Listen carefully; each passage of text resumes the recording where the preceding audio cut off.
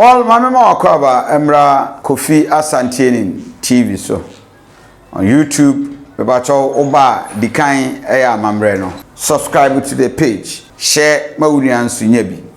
Nafi wa like it. Na share nyadaje. Nsemwa ekoso Ghana no bia keka bebre. But unim eduara ba Kofi Asante with the authority yema the accurate news. My news with Kofi Asante Ennin. Into YouTube page no ya Kofi Asante Ennin. Kofi Asante Ennin. Now was subscribing. And then my main dealing with two major issues per very alarming my Ghana. Now watching Asante Regional Director Emma Ghana Health Service Dr. Tenkrine Edia Tudja say o show my Ghana my Ghana especially in Asante region the rate at which our nurses journey free or my Ghana UK, Australia, Netherlands, Germany, US near the for greener pasture no a very very fast rate and is dangerous. Mami found call the memory lane. J.J. Rollins in 1998 Saturday we started and abrofo a friend the brain drain e buy e started na Ghana for do no ano I just say UK ne America nom health service teachers be very lucrative na ubia pe kwan e de akọ and I'm so mampanin for pay hihye o mampanin de akọ for time kai sa bind the policies a wo go akwamu o share nurses in 2003 2004 2005 and the policies egu akwamu e ma na nurse kra owo Ghana ha no kraka e de ba ene na aban no o mani ni free o my Ghana boka na ya tete nurses ene nurse ni ko school ya man allowance I mean utie John Dramani ma no mo the allowances or scrapping and now they don't afford to buy serve the allowance number. Some of us were against that returning of nurses training and teachers allowance.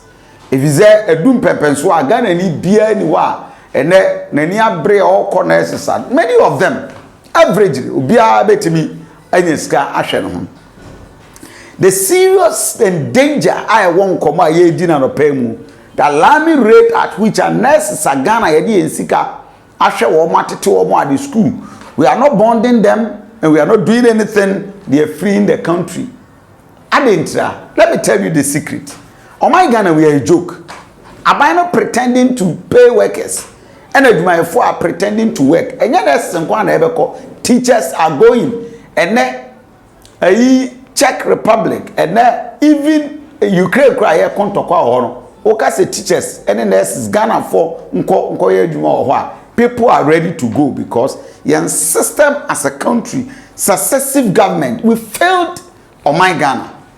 How come said nurse after training for 3 years, 4 years, etitini or better for be 3 years, or better another 2 years, a baby ba oh yana we no train for 3 years no ya ba be fa wo. These are mediocrities my Ghana. We are fighting on who came to pick those and our train fiache. Abra or my Ghana, there were thousands of nurses. Hey, Oko Legon, 82 omodie, Winneba, 82 omodie, Cape Coast, 82 omodie. Every region, my Ghana muha, nurses college. Apart from the degree, private universities, and so the woman nurses, so the human resources are there.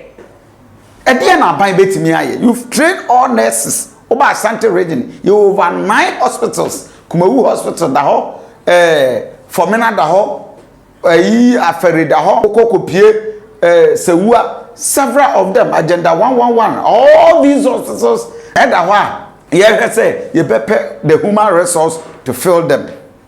You began nurses and watch this.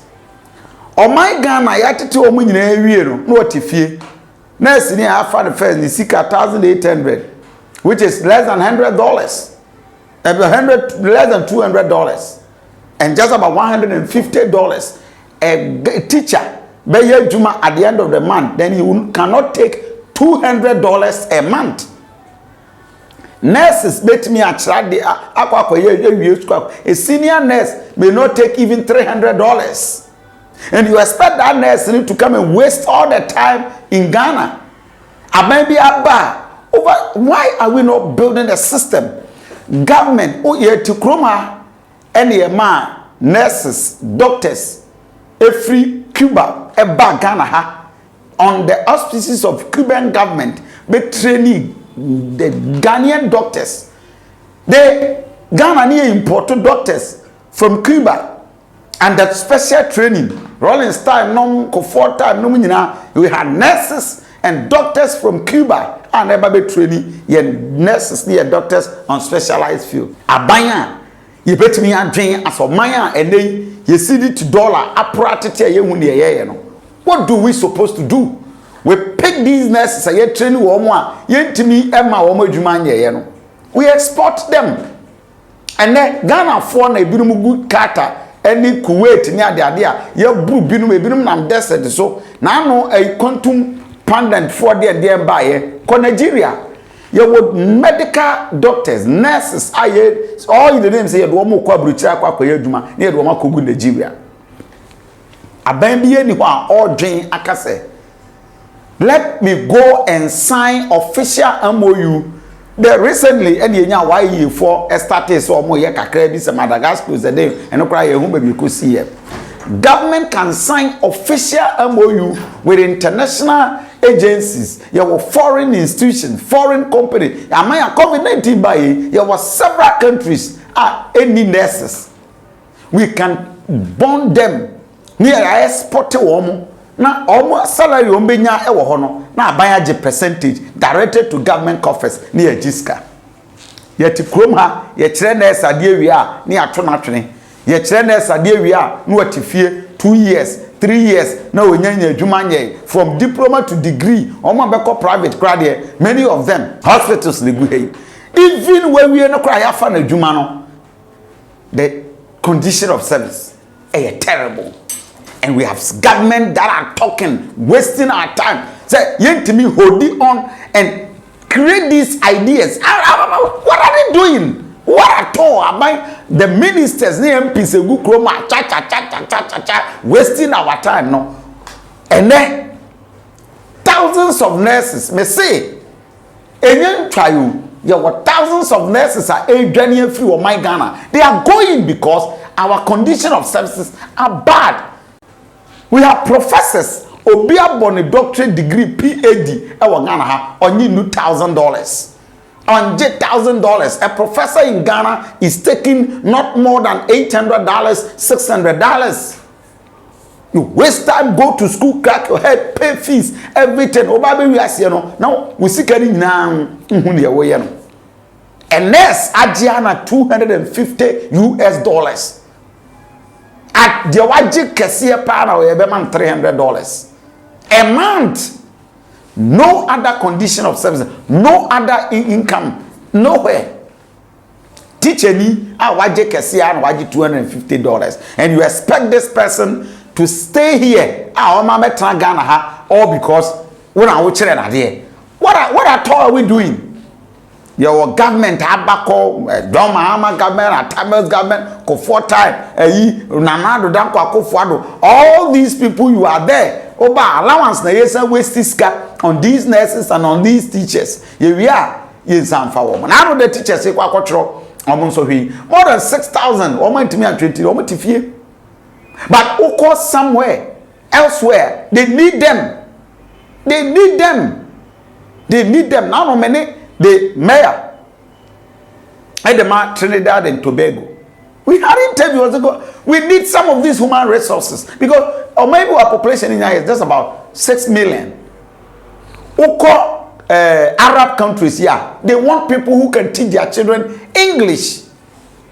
Yeah, we're Ghana for Efa Desert. So what is the Foreign Affairs Ministry, Employment Ministry, the YA and Co? What are they doing? and a kasa sana politics the bia politics e wo my Ghana MPP NDC sa. But hold on, like unyan subscribe to page now. Subscribe Kofi Asante Ennin on YouTube. Kofi Asante Ennin Ennin. Now I subscribe. My young drink Ghana. It's time we share many things about the country. We are Ghana new babuna. You must be worried. Share thousands of nurses. It is a Ghana any a man $300 or qua a month ultimately about $2,000 or about $5,000, $1,500. Yet ten on the year, ten will be the scale back in Sabit Macabe $1,200 a month. Or better Ghana ha, or buy a Juma for 1 year, $1,200 going to be Sivuda. Are we deceiving ourselves? And your politicians go and a politics of equalization, NDC, MPP, yet to Abaramu to Skagu Montre, the youth now, or no Jane on Hono.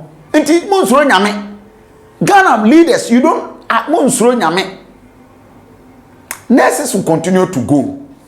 Ombeko inti and the nurse ni okwa adwuma na koma ni adwuma nim nti mpane ye bone e na ye kum Ghana fo a ekwa akogye aresa e na obeko no na nurse ni tweke obeko no na nurse ni any the heart that the zeal and the heart of the ye adwuma eti me momedie me hu ni say it is a hard time. Ghana's government will sit down with nurses, the teaching and the higher education service, and all in the name of free SHS, and at the basic education level, we're wasting our time. Say to me and take it now. Listen to the National General Secretary for Ghana Registered Nurses and Midwives Association, Dr. Tinkran Chum. This is what he has to say about why the nurses are going. Listen to him. All health workers, and I all government workers. Yeah, 18.5%. A friend saying, "Pension I eat ya. Ya kumi jimsi kan kase de yete tia to na ngabati ya kwa mjimwa. Ya boy mo brano. Yeah, 2.5%. Emma national health insurance for. Na the average net bian went to approach Jabe to Ghana cities a man. Maybe the Jabe to Ghana cities a man. Because it depends on salary. Now, that nurses fancy average you get 30 Ghana cities. Who are Malaria saying 600 Ghana cities a month. Except every nurse every midwife in Ghana every year. 600 Ghana cities towards national health insurance. And so, Obi on one is car, SSM is about what car now say, Maggie and I'll be, out of papers and is to Buno, or renew the health insurance, or just 27 Ghana cities. Next, you know, you have hospital, no, that be open, baby, Yared Dom, a hospital, or no theaters and Ghana. Now, you can not come on, you know, 27 Ghana cities. And so, you know, you call hospital, the heavy answer at the man, and you know, in Sabeka. Begin one in Tabia. Nurses now, more than they receive the same services. Of course, there's social protection there, but they are buying a paper, and you're buying a Maya Benina again, a half workers one. And government said, yeah, almost more, not saying more hospital. And Gabia almost services very different. And now say, and I say, almost area. You didn't make a boot and make on you. That's going to move everybody. I say, it's free. Oh, black. Almost any. And I know young Kotia, Ghana has said before, I'm almost so on reinsurance, Emma, health worker, a nurse for the doctor for pharmacy for the so now they say almost 1% of the basic salary there. Yeah, Juma Hospital, Emma Hospital, no, a generated to Kama Hospital. No. Almost 600 Ghana cities every month from our pension towards national health insurance. Yes, I'm going to insurance food. Yes, you are not like a home. And I'm not being a cancer in more. If we saw honor. And to remove from the young component, yes, you prevent it, but before they insist. But I say, the just 600 Ghana cities towards national health insurance. The ultimate, the Momunino, 27 Ghana cities. Now, yeah, I got Timothy for 40. In a fact, come who brand. I want to ensure for somebody. Maybe I'm working for an employer. I should ensure myself for the employer. What kind of logic is that? And this I say to my identity for my money. Who's the best for young kata? That's a human day. So if you attack the kata come and then of course, and you are sometimes called that okay, the next year attack and yet they may Casabia or nice as to buy money to be. But no, ya for so what is to boon and be a money panel kata. You're not planning to be my arena, a couple of them about India. Obia a common dinner, no, and tell me both. So, how is that? Patient nso a ono so ba no ne problem ne cross switch e wudie you. There a system no obi abu afu ne ho ne nko no ne nam. So, you know, yentie the internet for the middle for Ghana. Na ye mu omo. So, obi e di kiti also say ye dey accept. And now we are incident this voter area and running that graphic anymore. And I mean the president that I'm going to move to Kaka. I don't know so many friends that means in the friend voter area time as in Patoko Aflao. They call e sense of Muna Emma